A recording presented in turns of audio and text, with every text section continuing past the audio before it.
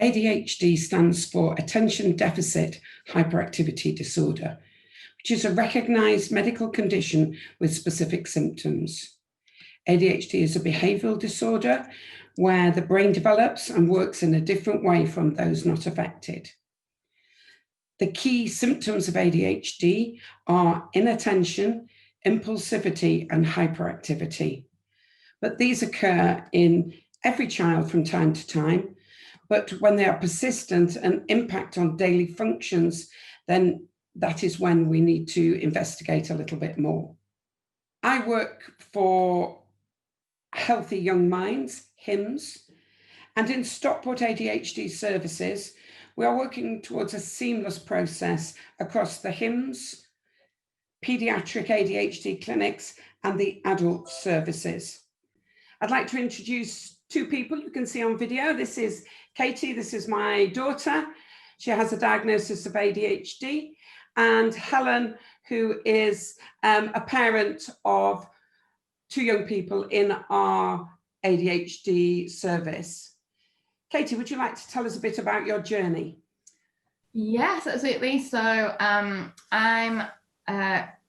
currently with the adult ADHD service in Stockport, and have been with them since I was diagnosed 5 years ago. They've been really supportive. I'm with Dr. Saluja and usually supported by Becky Rattigan and Wendy Malik, who have been really fantastic and compassionate, which I think is really important for the service as well.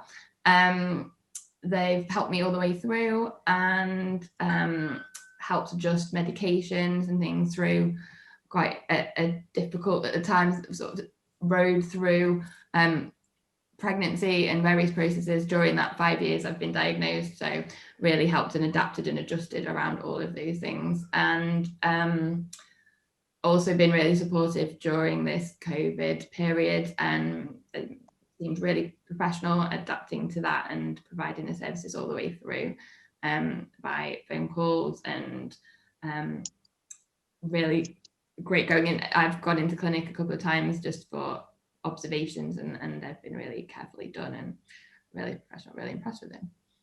Thank you. Helen, do you want to tell us a little bit about your young people in your family? Yeah, so I'm Helen. I'm a teacher in Stockport and a mum to two young people with ADHD. My eldest has been under HYMS, particularly with especially Dr. Chitsbeeson and Sally, for almost 10 years now, with the diagnosis of OCD, ADHD, and more recently autism. And they were also an active member of the user participation group through HYMS, to make changes in the department and get some kind of child voice there as well, which they really, really enjoyed. My youngest was seen, my eldest was seen at the age of 7.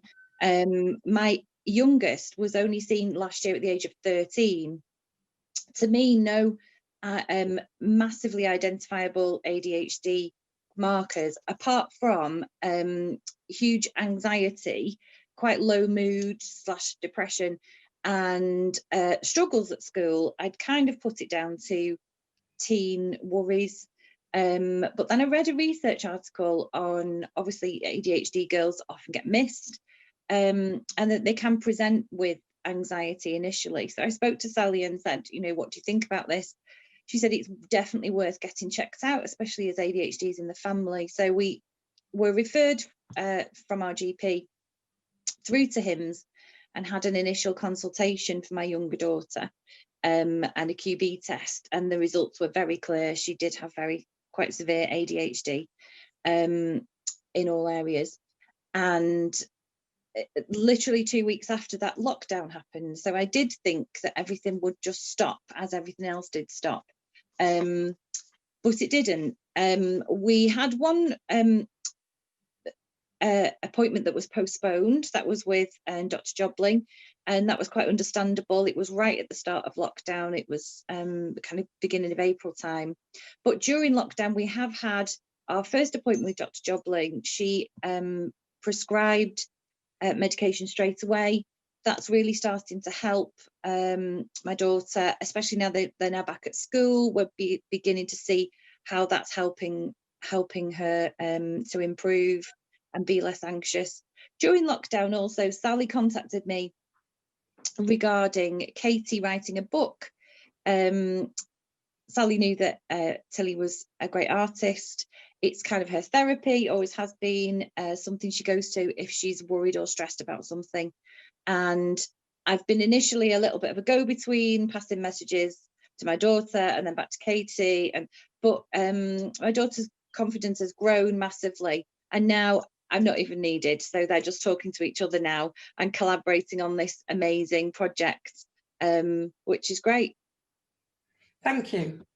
Katie, do you want to tell us a bit about the project? Yeah, absolutely. I'm still so in awe of Tilly and how amazing she is, you know, to be doing all of that at her age, and she's just so talented. It's fantastic. So this is just a little bit about the book. It's just sharing with you our Instagram page that we set up, which just gives you a little bit of an insight. This is one of the drawings that Tilly's done for the book. Just amazing. It just keeps sending me more and more, and I'm so excited every time I get one. And really captured this character that I wanted to put into the book. So I wrote this book during lockdown, just felt inspired to tell this story and have a go at something which I never thought I'd be able to do, but gave it a try and shared this with people to gauge whether it worked, and people have been fantastically positive in response. So I've kind of kept going with this to find out how I can actually make this a reality. So it's a book about a girl with ADHD, so a little bit around my experiences, but trying to create quite a universal character that might apply to lots of people, even boys and their different experiences of ADHD, and all about just celebrating neurodiversity and getting to know her own brain and these kind of ideas. So I've also recently been in touch with Festival of the Girl, which is a really fantastic event I found for girls to raise their representation in science, technology and engineering and maths particularly, and just widen their opportunities and help girls to recognise what they're capable of doing. So they're having an online event this year instead of the real events, and there are different tents with different things going on, and one of them is this Future Minds tent where I've added it in a session in the form of a video all about neurodiversity in general and how it can be celebrated, so aimed at people who are neurodiverse and neurotypical, all to kind of understand it better and share that with girls. So I'm really excited to see how that fits in with this event. So our aim really is to continue the joint working across our services, but also to develop support out in the community and sharing of knowledge and information and getting this out to all our patients, and onwards and upwards. Let's go forward and see what we can do. Thank you, Helen, and thank you, Katie. Thank you very much.